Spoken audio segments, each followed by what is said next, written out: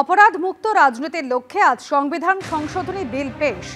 আজ লোকসভায় 130তম সংবিধান সংশোধনী বিল পেশ করবেন অমিত শাহ।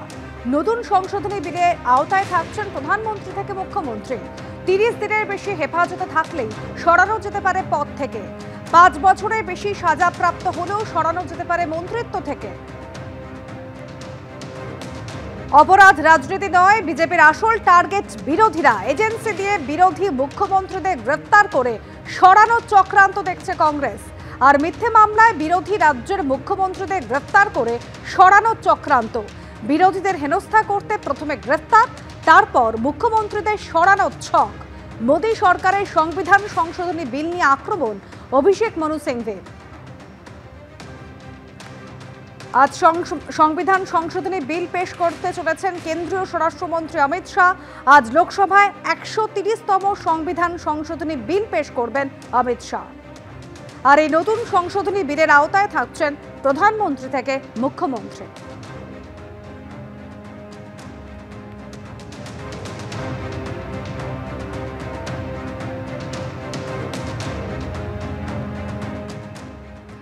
আসে পরে খবরে। একদিকে বছরের পর বছর ধরে টেট উত্তীর্ণ চাকরি প্রার্থীদের জন্য নিয়োগের কোনো বিজ্ঞপ্তি নেই, আর একদিকে মাসের পর মাস ধরে ফল প্রকাশ হচ্ছে না রাজ্য জয়েন্ট এন্ট্রান্সের।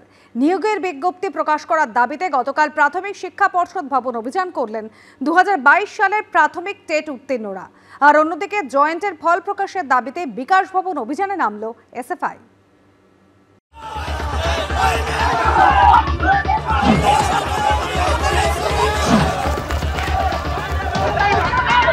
আমাদেরকে নোটিশ দিন, নাই পুলিশের গুলি দিন। শিক্ষামন্ত্রী কি বলেছেন মেরে তুলে দিতে? আমরা স্কুলে যেতে চাই, আমরা থানায় যেতে চাই না। প্রাথমিক টেট পাশ করার পর 3 বছরেও নিয়োগ নেই।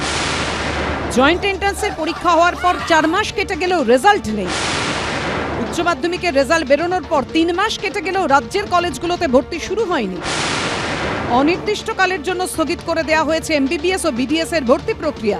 রাজ্যের শিক্ষাক্ষেত্রে এই ভয়াবহ পরিস্থিতির আবহে ফের উত্তাল হয়ে উঠল রাজপথ।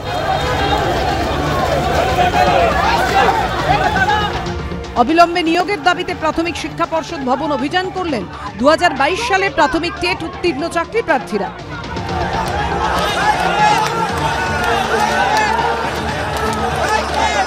বেঁচে থাকার লাভ কি? আমাদের 8 বছর হয়ে গেল, এখনো পর্যন্ত আমরা ইন্টারভিউ নোটিশ পাইনি।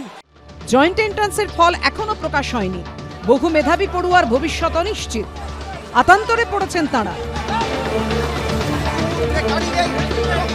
এই পরিস্থিতিতে অবিলম্বে জয়েন্টের ফল প্রকাশের দাবিতে বিকাশ ভবন অভিযানে নামল এসএফআই।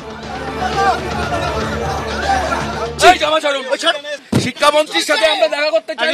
আপনাদের বলেছে আমাদের ছাত্রছাত্রীদের তুলে দিতে এখান থেকে মেরে। শিক্ষামন্ত্রী বলেছেন এইটা চলতে পারে। সোমবার আচমকাই কোনো কারণ না দেখিয়ে অনির্দিষ্টকালের জন্য রাজ্যের মেডিকেল কলেজগুলোতে ভর্তি ও কাউন্সেলিং প্রক্রিয়া স্থগিত করে দিয়েছে স্বাস্থ্য দপ্তর। মঙ্গলবার এর প্রতিবাদে স্বাস্থ্য ভবনে বিক্ষোভ দেখালো এআইডিএসওর মেডিকেল ইউনিট।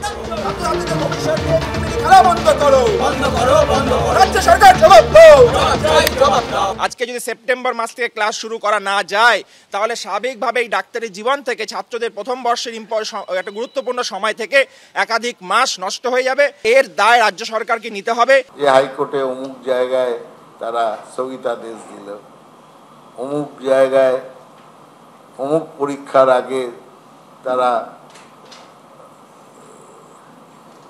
বললো এখন ফল প্রকাশ করা যাবে না, কিংবা ফল প্রকাশ হয়েছে কাউন্সিলিং করা যাবে না। এ তো অনবরত দেখছি। এবং সত্যি কথা বলতে গেলে কি, সাধারণ মানুষকে আমরা বলতে শুনছি যে তারাও খেই হারিয়ে ফেলেছেন। যারা রাজ্যের ভবিষ্যৎ, দেশের ভবিষ্যৎ, তাঁদের ভবিষ্যৎ নিয়েই কি ছিনিমিনি খেলা চলছে? সত্যজিৎ বৈদ্য, উজ্জ্বল মুখোপাধ্যায় ও ব্রতদীপ ভট্টাচার্য রিপোর্ট, এবিপি আনন্দ।